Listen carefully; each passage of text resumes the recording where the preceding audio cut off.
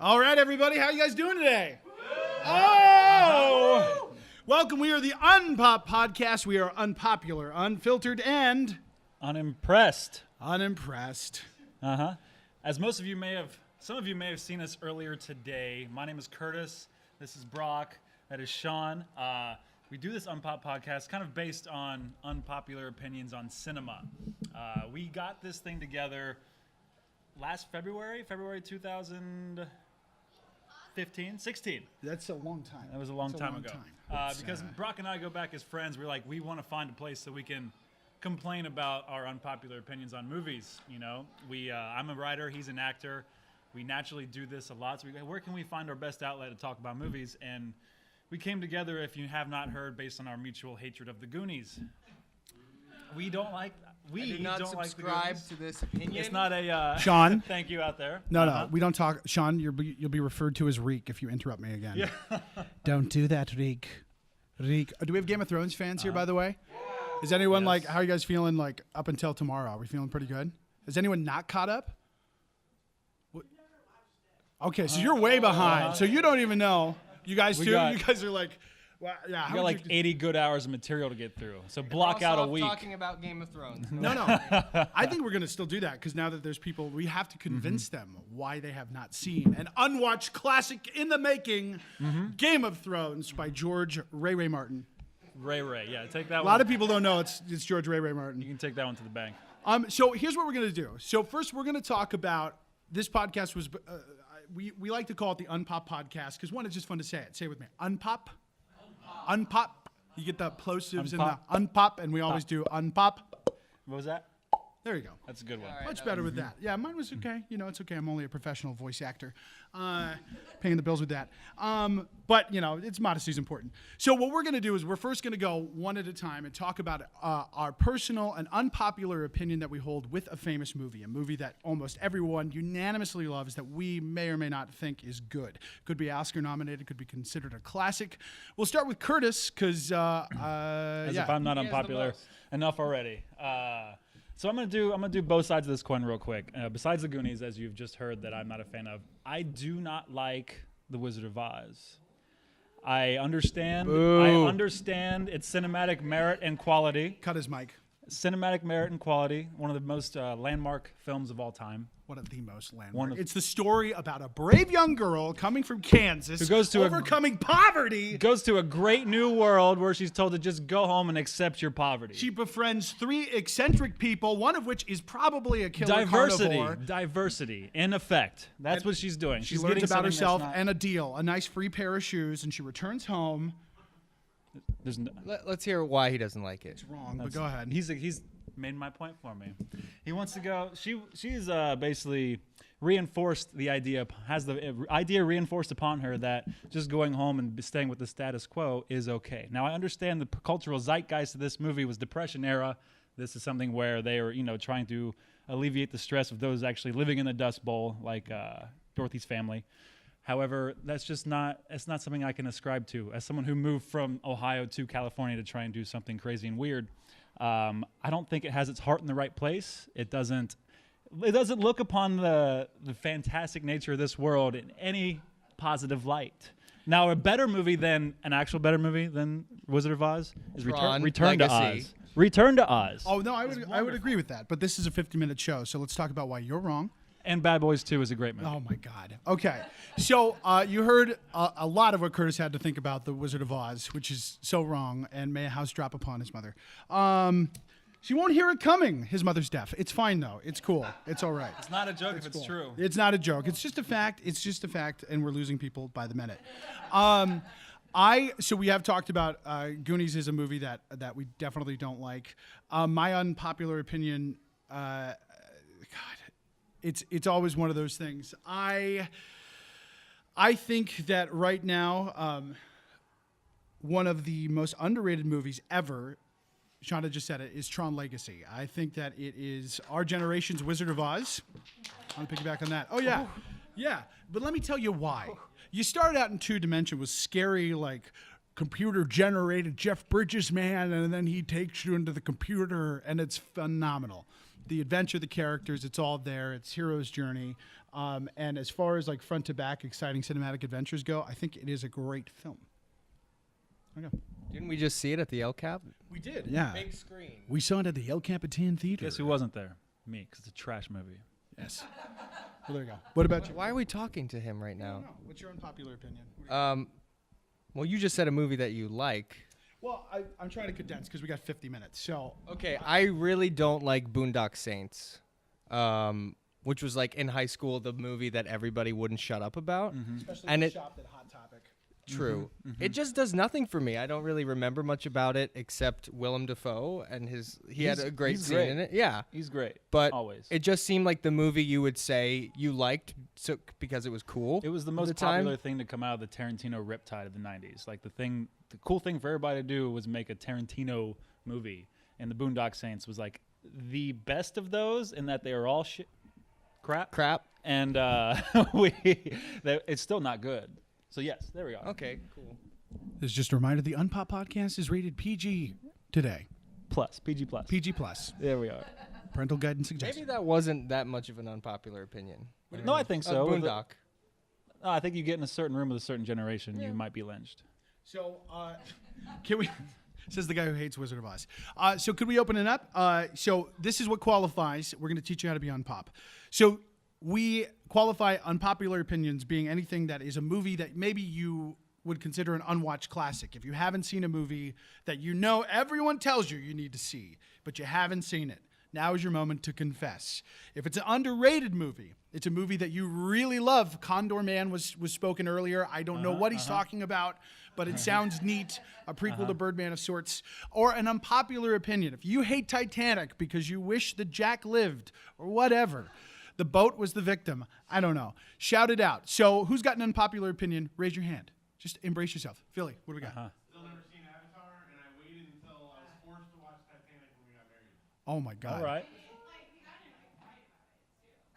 The funny thing is, the thing with Avatar is I feel like most people have seen it, don't remember a thing about it. Like the cultural impact of that movie is non-existent. You don't see any Na'vi out there, right? Actually, you say that. I just went on an hour of speed dating with cosplayers.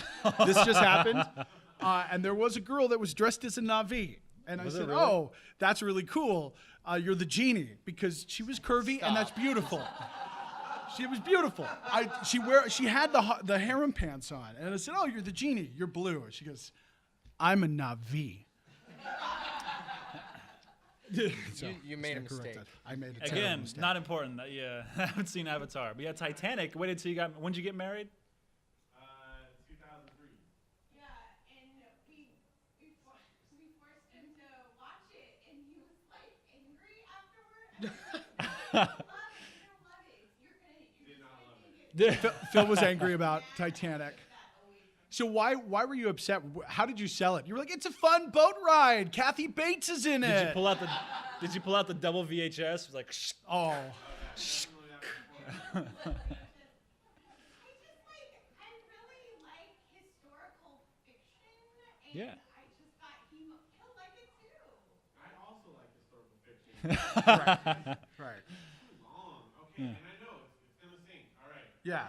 And spoilers. Yeah. Unpopular opinion, by the way. Yeah. Sorry, kids. Titanic doesn't make it. I'm sorry. Billy Zane was the victim there. I'm just gonna say that. Who I've met, by the way. This is weird because I was at a coffee shop with Billy Zane, who at the time was trying to get his art hung in the coffee shop. So I'm sitting next to an awkward Billy Zane with a stack of paintings. And like any art all student, like out self-portraits of of the shadow. yeah, they were all him and the Phantom. The Phantom. It was, Oh, that was Alec Baldwin. Who knows what lurks in the hearts of men? The shadow knows. My grandpa, it's his favorite Pulp Fiction hero, next to Donald Trump. He's fabulous. Billy Zane is Donald Trump. Anyone else got an unpopular opinion? You got the hang of it. Yeah. What do you got? Oh, this all brings right. us to somebody here who has not seen the film. I've not seen The Godfather, so we have an unwatched classics thing. It's one of those, you have your holes in film history. That is a very big my hole. hole in film history. That's a cannoli. But why? What about? I've eaten Lou Ferrigno's cannolis. That sounds like a euphemism. Yeah, well- Again, the Unpop podcast is rated PG+. Why don't you like The Godfather? It didn't impress me. I don't know. It was maybe people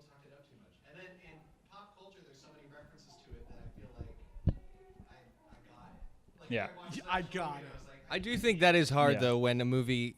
When did that come out? 1974 or something. When a movie becomes a part of cinematic history that much, it gets so overhyped, and then you see it in what you're used to now watching movies, and it's like this.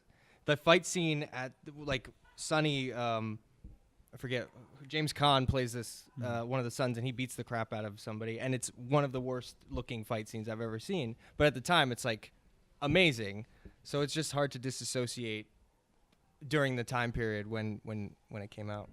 And you know, it's one of those things that, like, as a cultural film goes, another great podcast, by the way, President of the Room, is Movies Made Me, hosted by Cheryl Jones, in which on the Clancy Brown episode, Clancy Brown, amazing voice actor, talks about how Godfather. Oh, I'm name dropping for both of us. Clancy Brown, who's an astounding character actor as well as a voice actor, appears on Cheryl's podcast more than once, right? But he references The Godfather in his films, and growing up as a kid in the era, like his dad was a senator, correct? Or a congressman? A congressman. And he says in his own personal history, The Godfather becomes an allegory for, you know, a kid going into his own and into the family business. And it's just interesting because he saw that in theaters. That movie shaped him. Yeah. And when we see it, like, with all the hype and you know, the legendary cut or whichever one, what's the 7-hour crazy... Oh, What is it that's called? it's the Godfather saga. It's The all saga. three. It's all three of them cut and they're together, edited together. and in chronological order too. yeah. Yeah, insanity. So two is Yeah, So the first. yeah. That's Yeah. confusing. Yeah. why? I don't get that. It's nuts. Okay. Interesting. Yeah. I've always wanted to do it. brother had the Blu-rays, so they were really cool to watch it in hours. Yeah, Live commentary watching that.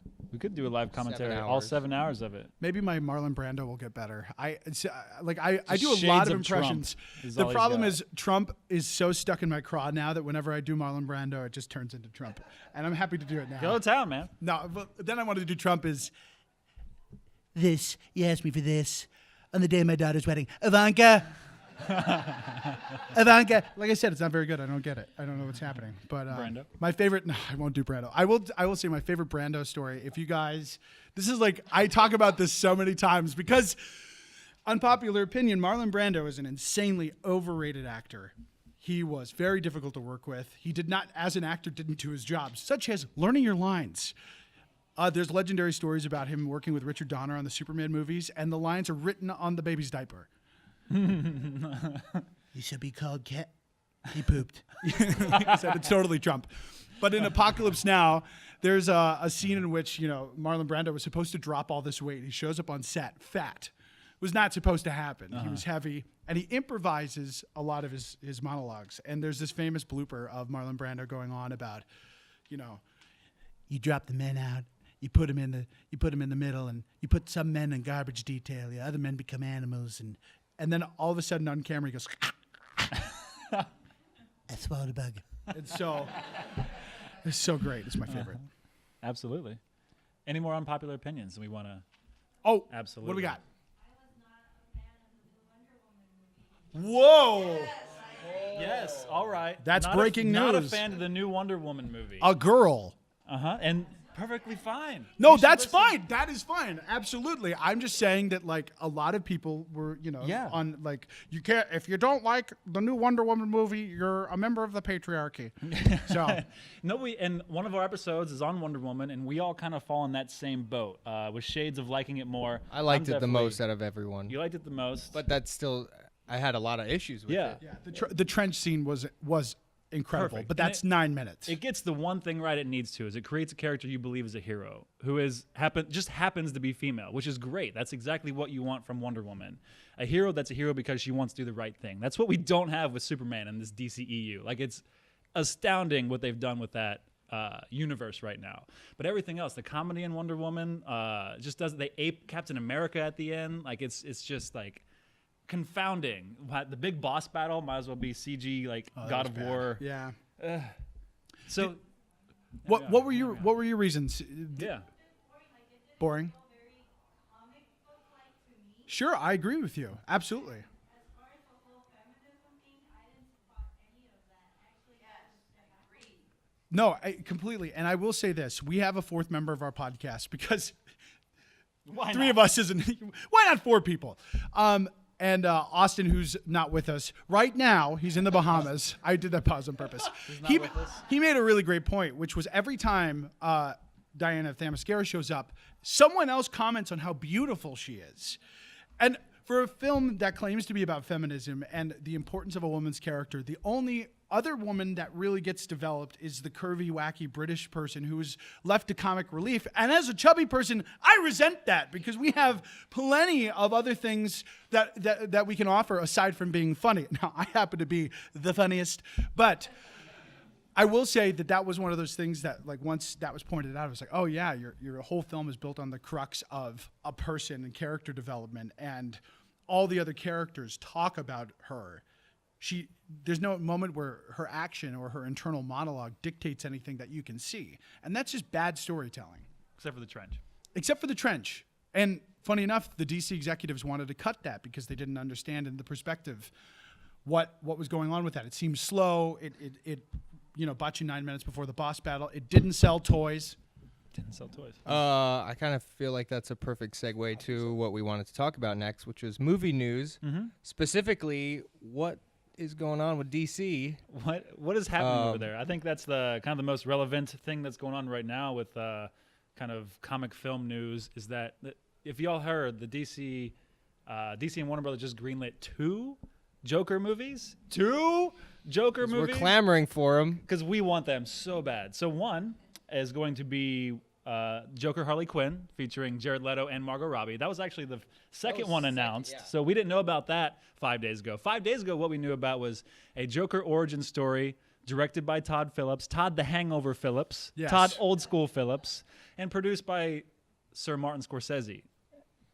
What is To be this? fair, I enjoyed War Dogs, so I don't think Oh, it's okay. a problem with Todd Phillips. I think it's Yeah. a problem with why are you doing this? It's- Why do we need a Joker origin story? That's also separate from Jared Leto's Right. Joker that you're trying to establish. Because this isn't going to be canon in universe, so it's going to be a one-off, which is fine. Like, as comic fans, we have one-offs all the time. That's perfectly fine. That's great.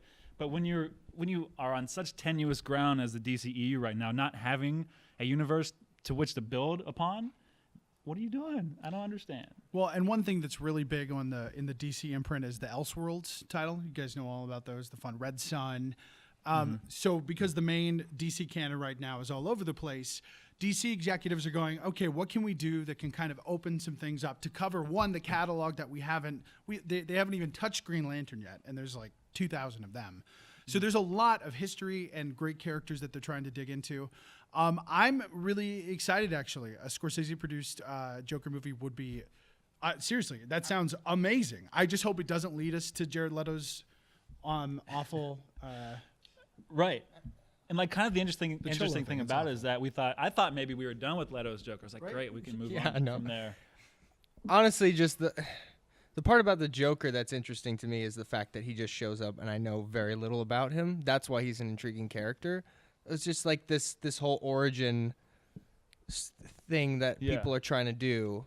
Like, It just bothers me. no, it's very true. And as pushed, as dug into the ground as it is anymore, Heath Ledger's Joker is great for one thing. It's because he doesn't have an arc. Like, he's just there as the force of nature. And I this would guy- like to point out that you just said dug into the ground when Dug into referring the to Heath ground. Ledger, which is just way too soon. No, too soon. It's been 8 years. Never forget. And then that's not the only thing either. We were what's his name? Who's doing War for the Planet of the Apes? Who's doing the Batman? Matt Reeves. Matt Reeves came Reeves. out and said that he was doing that. The Batman was the new one with still apparently Ben Affleck is going to be not associated with the DCEU. So that's no. Yeah, He walked they it did back. clarify it. So Yeah. it's like After the internet what is broke. happening? After they broke the internet, because I think Affleck might not do the role. I think that's still a thing. We're not certain. And then of. his brother said he wasn't doing it. Yeah, Casey Affleck said in an interview on. Absolutely. But it is one of those things that it definitely seems like there's something fishy, and I'm not talking about Aquaman. So. Which reminds me, we've got an exclusive clip, Justice League Part 1. Play it. I guess we don't have a clip. We didn't bring. I forgot it, but it's in the car and it's probably melted. Was this the Zack Snyder version of the Joss? Oh, definitely Zack Snyder. Yeah. No, I have Yeah, I have yeah. the Joss version. Well, we'll never know because we don't have it. We also don't have a projector. I don't know where we were looking. I don't know, but everyone trusted us, and that's a beautiful one. That's a beautiful thing. Josh. Yeah, and what we're trying to do here on the UnPOP podcast is create a segment of words that we associate with each episode. Something. Unpopular, unfiltered, unimpressed. Today we will be unconventional. Our word is unconventional. You get it because we're at a convention, so it's funny. It's funny. Yeah. Well, no, this is a good time to try my Heath Ledger. Here we go. Why so serious? Wow. That's good. That went a lot better in my head. Chills. Wonderful. That's great. So, yeah, that leads me to an unpopular opinion that I hold. And we're safe because both Punk, Spidey, and Captain America left. Oh, yeah. I hate cosplay. Yeah. The babies! I always knew that this was going to happen. There are reasons and extenuating circumstances why. Brock, go into. I'm not a big fan either. Yeah. Well, okay. So this actually goes back to kind of what we were talking about with the Wonder Woman stuff and having a person's character be completely dictated on how they look in tights. I think that these characters are. I mean, we would all agree these conventions exist because people love these characters. The comic books, the movies, the television shows, the cartoons. The characters speak to people. And I always had a certain, I forget that we're live streaming this, so this is just okay. Hi, everybody.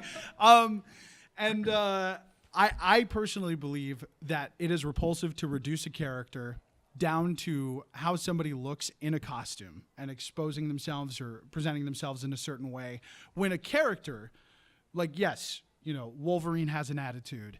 And they do have these ways that they carry themselves. But there's so much heart there that you don't get from sliding yourself into a pair of really short shorts.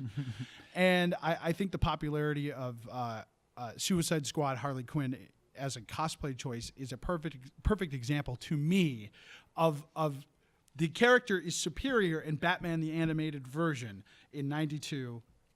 Created and introduced by Paul Dini, a superior version of Harley Quinn. You never see her. It's a much more difficult costume to wear, and it's probably not as gratifying, I would say. So, those are my thoughts on that, generally. No, absolutely. And I'm with you on the fact that I don't like it for the institution that it has become. I'm a fan of Halloween. Halloween every day, great, because you're a fan, because you want to do something because it makes you happy. Do what you do to make you happy. But the professional aspect of cosplay has become something that's just out of hand. I mean, again, do what you do to make you happy. If you can make a buck doing anything, go for it. But it creates this poisonous atmosphere, which I know we have all experienced at cons, where scantily clad men and women, mostly women, go around having to have bodyguards next to them for fear that someone's going to inappropriately touch, talk to, and do God knows what with. And even worse than that is the argument that says you dress like that, you ask for it. That's not how that works either. You know, then places like this always have signs up anymore saying cosplay is not consent. That's true, but are any of these places actually doing anything about that? You know, I have friends who have stories, just horrible stories about, because they're fans, they want to dress up like this one day, and just the awfulness that they're treated with. You know, it's not, you can't just go up to someone and treat them like, you know, this is Vegas, the Vegas Strip, Brock. Like where you're from. I would say that for me, it really does have less to do with how somebody looks in a costume, one way or the other, and more to do with the ownership of the character. Just because you can fit into a cape and you can, you know, wield the weapon and have that, doesn't mean that you are more like the character than anybody else. And I always was bothered by cosplay as an institution because people purchase their costumes now. Now, if you make your costume, that's amazing. That's a craft. That's something that you're spending a lot of time to do. If you go and you buy professional props and you're doing this sort of thing, well, you know, I guess it was always my thing. I would rather know somebody who carried themselves like a Green Lantern with loyalty and charm and imagination, rather than somebody who had a perfect like replica of the original like 1958 appearance of Alan Scott with the flaming little ring. Anyhow, that's just my take on it, and that was a lot more than I planned to say. So there we go. I have nothing to add. I love cosplay.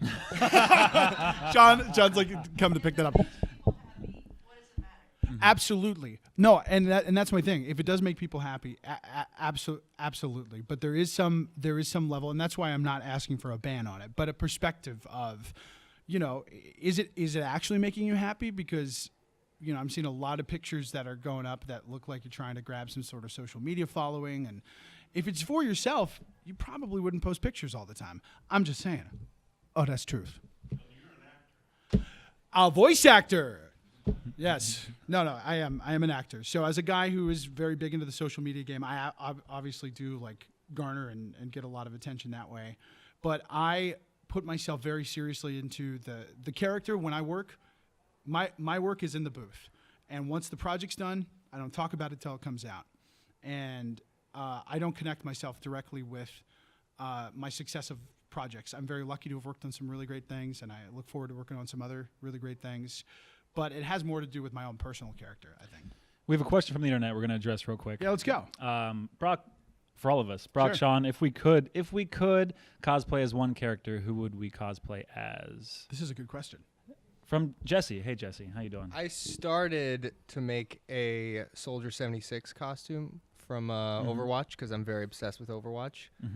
I've failed miserably. But more realistically, I'd like to try Star-Lord, I think. Absolutely. Star-Lord. But I have like a go-to Jedi costume in my closet that I do for Halloween every year, so it wouldn't be that special. It also doubles as his bathrobe. He just walks around in it. It's very... It's true. I know. Yeah. Go. Gosh, okay. Now, all that said, I know, right? everything I just said, absolutely. I had to put myself right under the table. Here I go. If I felt more confident in my own skin, I would 100% cosplay Submariner Namor because I love that character, and you don't see him represented. He's got freaking wings on his feet. He's ridiculous.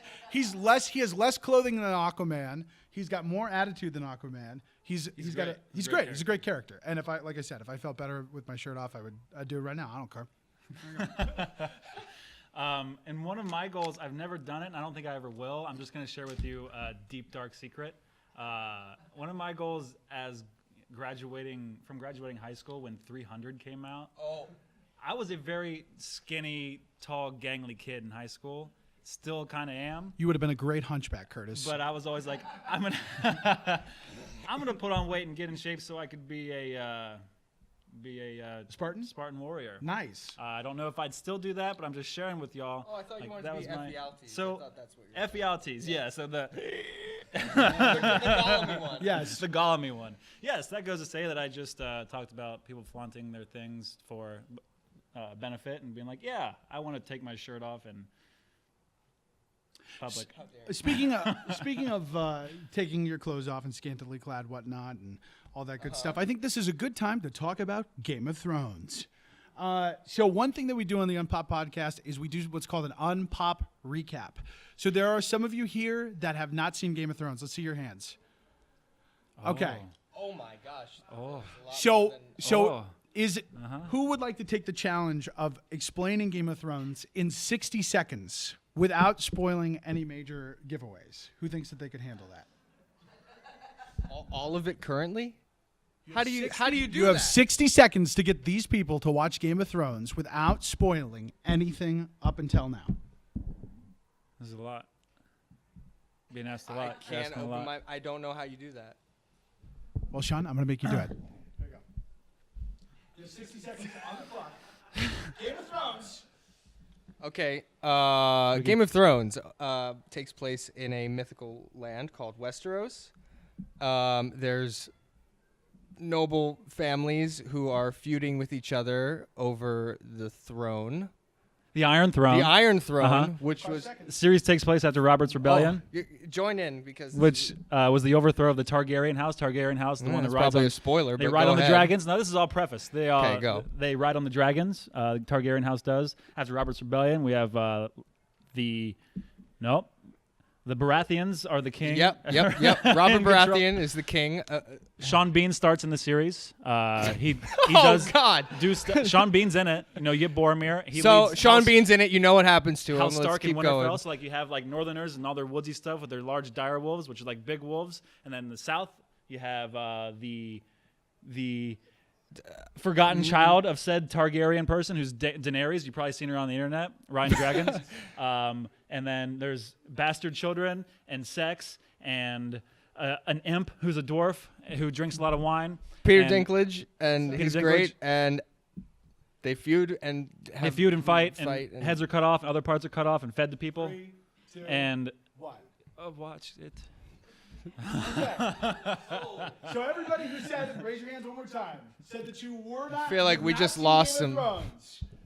Everyone raise their hands who's not seen Game of Thrones. If you were convinced by that unpop recap, lower your hand. Lower your hand. They were convinced. Lower. I feel like people who watch Game of Thrones don't want to watch it anymore based on that. Suddenly I'm so uninterested in Game of Thrones. Yeah, Game of Thrones has like intercepted our culture. I think what an interesting saga too, because based on the books that aren't done yet and the television show is like going, it's like it would be like the Lord of the Rings movies happening and Two Towers is out and like Tolkien is like not done with Return of the King and it's just gonna go in any direction. Oh yeah. It's such an interesting thing, and I think it does liberate like people are like the book's better, the TV show's better. They're both actually different. So I recommend reading the books and watching the show. When it was actually being pitched to HBO, the comparison they made, it's Lord of the Rings meets The Sopranos. I would say that's exactly. I if think- you had thrown that into that, Well, Well, see, now here we I are. did it after. we lost them. No, My it takes, God. it takes familial drama to a new height, and it does things that shows have been afraid to do for a while. I feel like we got the modern climax of television cinema with Breaking Bad recently, and this takes things, and that's after Sopranos, so like it kind of progression, Sopranos, Breaking Bad, here at Game of Thrones, and this takes things, understandably, to the next level of that. Philly. Oh. You have so much good Phil, TV. Oh. I got to tell you, I was just Not about the to whole say, room. I've never seen Breaking Bad either. Wait, you haven't? No. Me neither. Saw the first and the last. What is happening? What is happening here? I've never seen Breaking What is happening? We're It's having fantastic. we're having a party, Phil. We're coming down to Orange County. I think the importance of a show like Breaking Bad and now Game of Thrones is that it's long form storytelling over multiple seasons that still feels episodic. Like these are huge movies being broken up into understandable portions that are some of the best drama that's been filmed. You've watched those who watched Breaking Bad? Yeah. Yes, like some of the best moments in just cinematic history, really, are in that show. Some of the best acting. It's amazing. And so this kind of takes it to another extreme level, the Game of Thrones stuff does. I mean, not watching Breaking Bad. The height of television for me, and maybe still is, was Lost. I was obsessed with Lost. So you don't like it, but the writers had as much care for it. it was worth it to me. I don't know, but Like who's writing it? the void that was, I had a lost void that Game of Thrones filled. Oh. So if you like Lost, watch it. Those are lofty words. It's lofty stuff. And I enjoyed Lost too. It fell apart at the end, but like this, yeah, it kind of takes the best of Lost, meets it with Lord of the Rings, and adds the sex and violence of Sopranos. It's like, hey, Check it out. yeah. There we go. Cool. So, for those of you guys who don't know about the UnPOP podcast, you can find us on iTunes. You can find us on SoundCloud. We encourage you guys to listen to our episodes. One of the things that's a lot of fun is we do new releases, but the beauty of streaming and Blu-ray and all the whatnot and the hey is that you have a chance to go back and listen to us whenever you want. Our episodes run about an hour and 15 minutes. You get to hear 3 + 1, 4 of us. And talking about movies, and we do a lot of fun stuff, including sketches. So I'm going to put myself on the spot right now, and I'm going to let these guys throw out some random impressions, and I will improvise in them for a little bit. You want to do it? Yeah. So we're at the Comic-Con, so hit me with something Comic-Con-y. What's Tony Stark up to? Okay, here's the deal. Really glad to be here. Thank you. Stark Industries is going really great. Palm Springs, we're looking to make a new testing floor. It's going to be wonderful. Jarvis, go ahead and do me a favor, and if you can, cancel my date with Pepper. I got a jet. It looks like Jesse the Body Ventura is interviewing a group of slee stacks. Ah, yes, the reptilians, we meet again. I have to say that I know that you're from the land of the lost, but I personally believe that you were employed by the government to invade us, and you're all the cosplay women in their Princess Leia, their slave Leia outfits are actually slave to the Illuminati. And it's very important that I break the chains, and Jabba the Hutt is the media. What else you got? Oh, we're on our way to the food court. I'm going to get a chili dog. Guess who's making them up? Guy Fieri.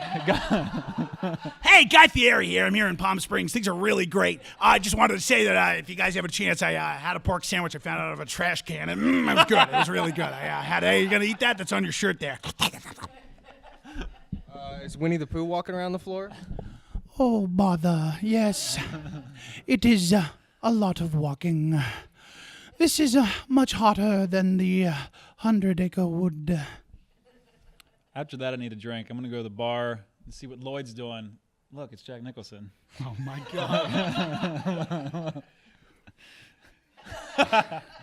Well, Lloyd, I'm a little light. Put too much money buying caricature renderings of Rey from Star Wars in my hot tub.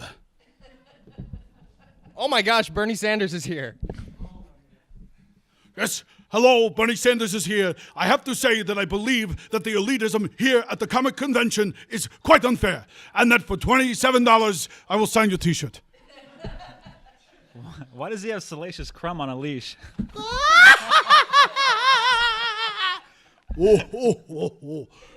Dilly Wonga. Oh, you throwing some Bib Fortuna? A little, who knows what I'm doing? Who knows what's going on? What else we got? What else we got? Well, who's a big guest here at this comic convention? Oh, that's right. The Walking... Stanley. Yes, Excelsior! UnPOP podcast. It's great to be here. I believe that my manager said something about a check. I suppose I'll pick it up on my way out. I think that's you guys got any? How about you guys? You want to hear some? Throw them out. Sure. Yeah, you so totally rock, dudes. Cha. What else we got? Oh, Rick, it's an impression I don't do a lot of, Rick, but I'll try. Morty, this is when I'm more comfortable with Morty. Because I can actually burp on command, unlike Justin Roiland, Morty. Kristen Shaw. Pass, hard pass. What else we got?